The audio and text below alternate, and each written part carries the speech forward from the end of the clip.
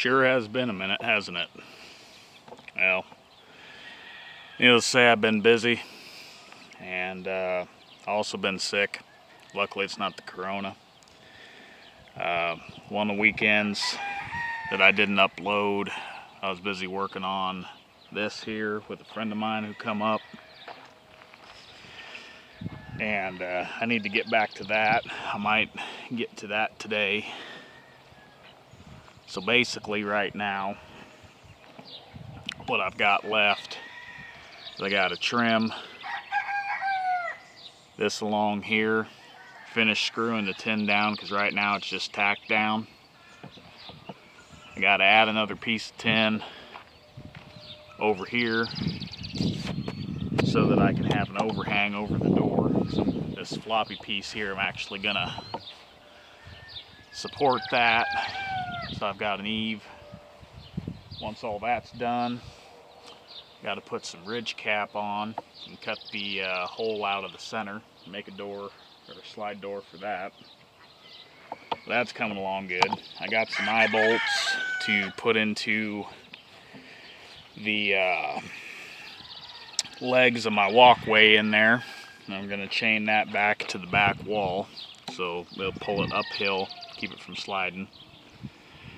So we worked on that. We also worked on the big shed over there. We got all the plywood tacked up on the back wall and the east wall. Got one rafter in place, but I'm going to have to adjust that because the back sill had a bit of a twist in it, so I got to take that twist out. That's what happens when you work so slow on these things, is things warp because you don't get them held in place by the other components.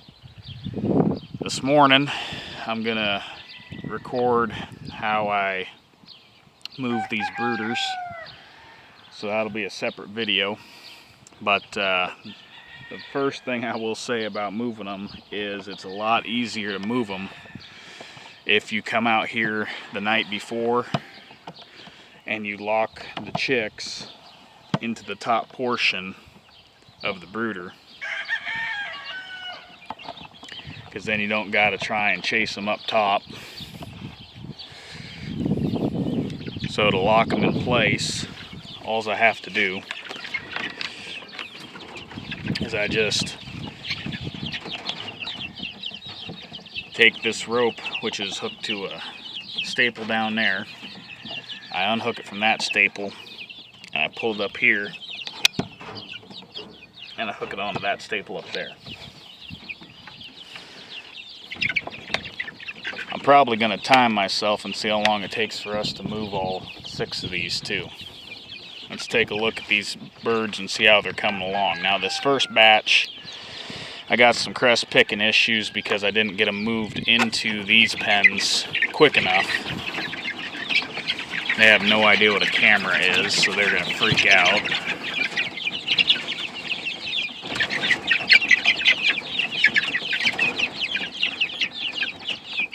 It would appear that pretty much all of the Andalusian bantams I've got in this group are cockerels.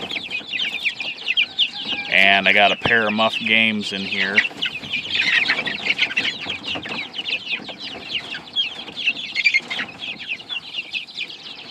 Stag looks like he's going to be white-legged. I'll probably save on filming the rest of these till later because right now, with the position of the sun, you can't really see them. Or I'll just try and shoot them through the wire. I could do that too.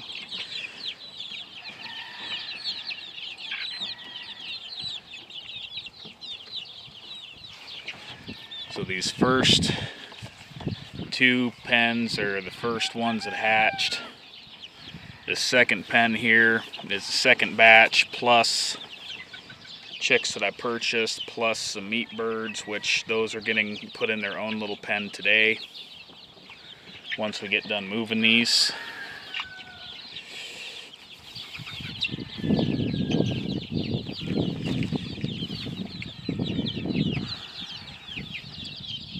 See if zooming through here will work.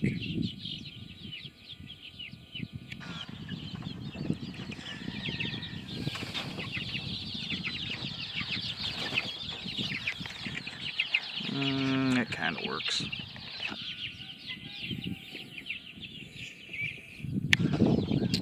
Then the next 3 pens are set 3. This was my largest hatch for the season. You see this little chick here, and he's going to run to the back now. You see that little tuxedo pattern chick in there? That is an indicator that that bird will probably turn out mottled. There's another one over there.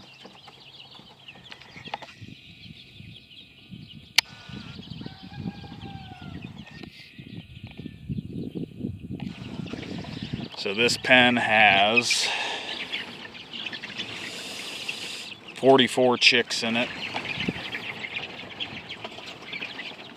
And then the next pen here is also set 3. It has 44 chicks in it.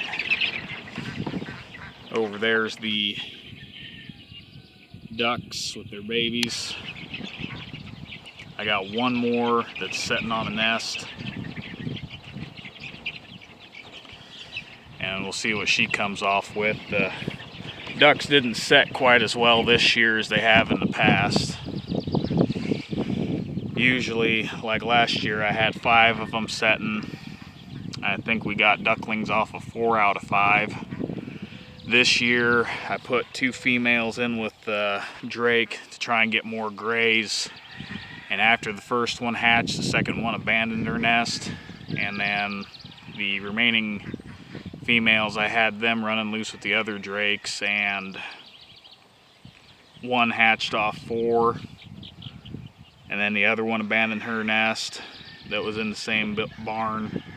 The one in the garage is still setting, and I got another one that I think is setting, but I haven't figured out where yet. This is set 3's game chicks and bantams.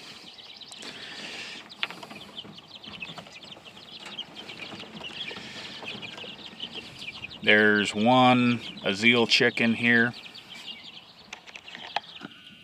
and the rest of the games are all muff. Quite a few little Andalusians. I was actually pretty surprised I didn't get any of them recessive whites till the very end of hatching this year. It was pretty much blues and blacks, but I did notice I had one chick that hatched with a red spot on the back of its head, so I expect that one's going to have red leakage from the get-go.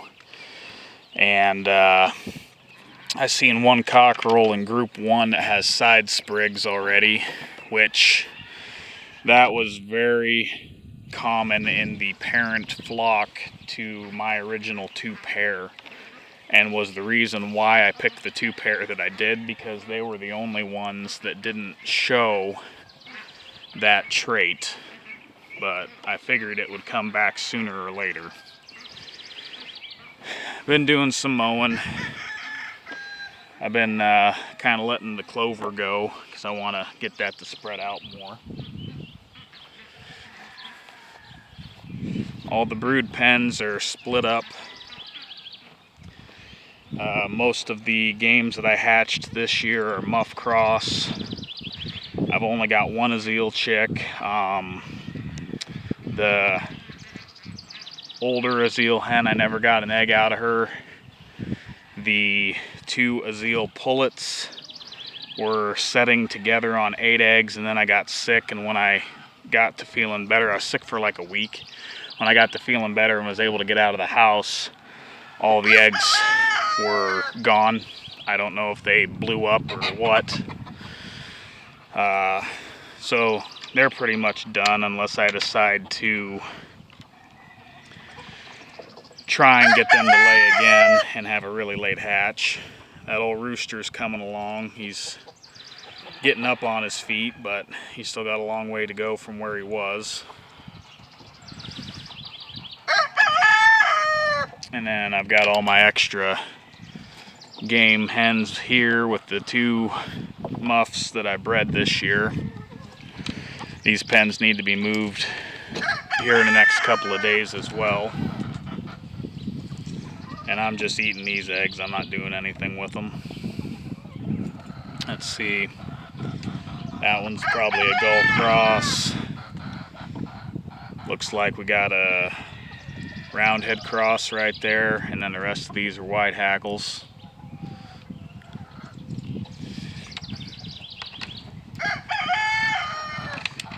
What I wanted to do is I wanted to start turning these hens loose, but now that I got these males in with them, I can't do that.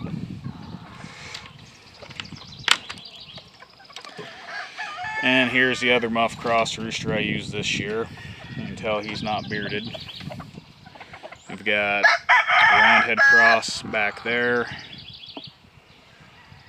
And I think the rest of these are all white hackles too. Nope, that one's probably a roundhead cross right there.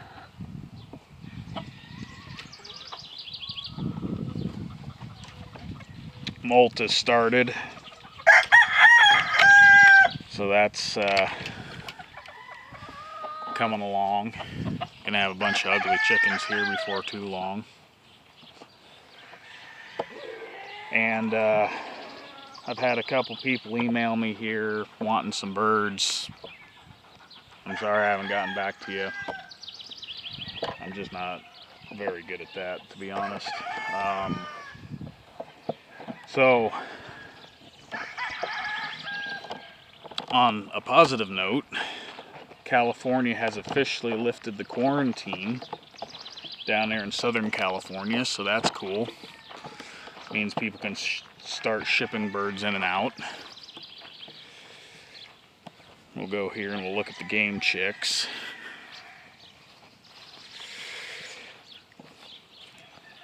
I'm also going to say that I'm pretty excited for the follow-up videos that I'll be doing later on regarding my white Polish project, because I am getting so many different colors out of that pair that it's crazy. And there's usually at least one chick with markings different from what I've seen in every batch. And by different than what I've seen, what I mean is different from what is hatched already. Some of the boys here.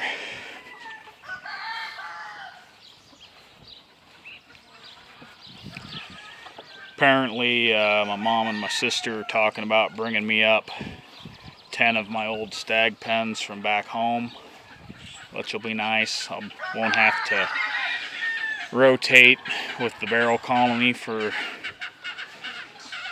the future here, for the time being, I should say.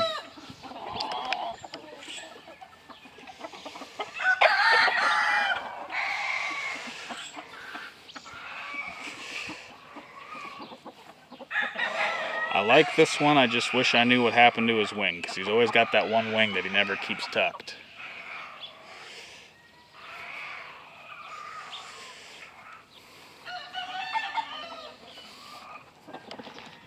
Got the bantam roosters split off from the hens.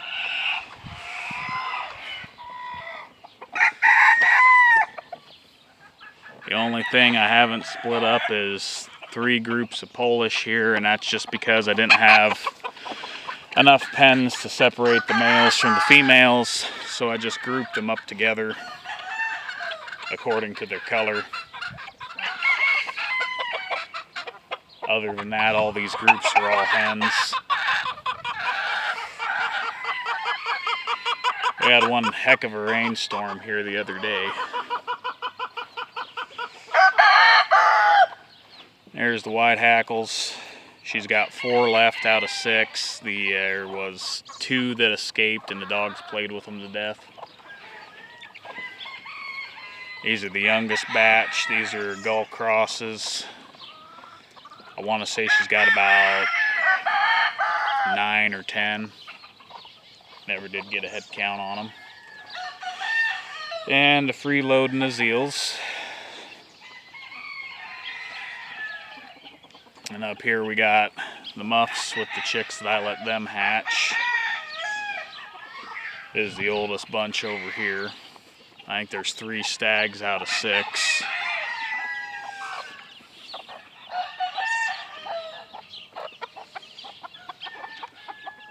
And back there I got some of the game roosters.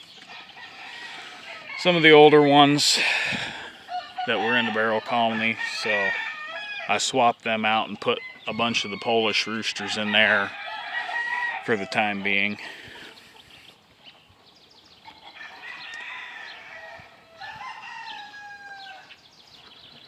And the dogs got themselves a little pool to cool off in. On the days it gets hot, we run a hose in there. I haven't figured out they can lay down in it yet, but they have figured out they can stand in it, so that's progress.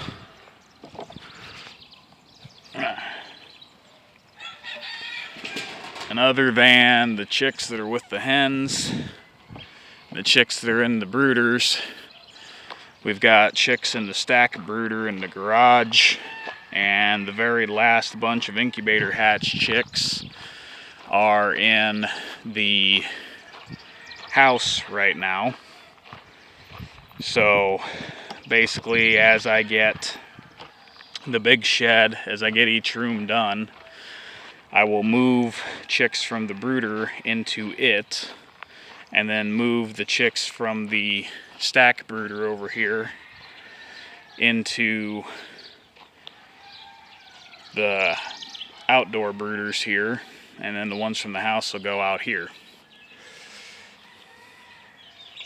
I decided not to plug in the heat system for it, these little metal boxes, just because it's been warm enough that they haven't really needed it. So instead, I've just been putting some lights out here for them at night, and I come out here in the day and I shut them off. Let's see, there's Mama Duck sitting there.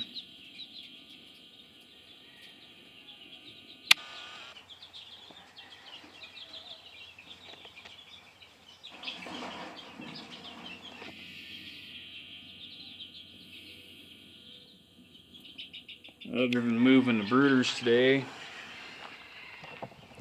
we are behind on our garden. The plants are inside. We started them under lights. So today we're going to try and get the garden done.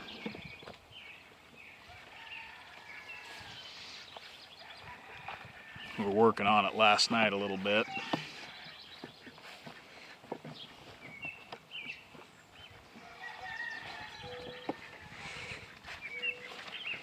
So I just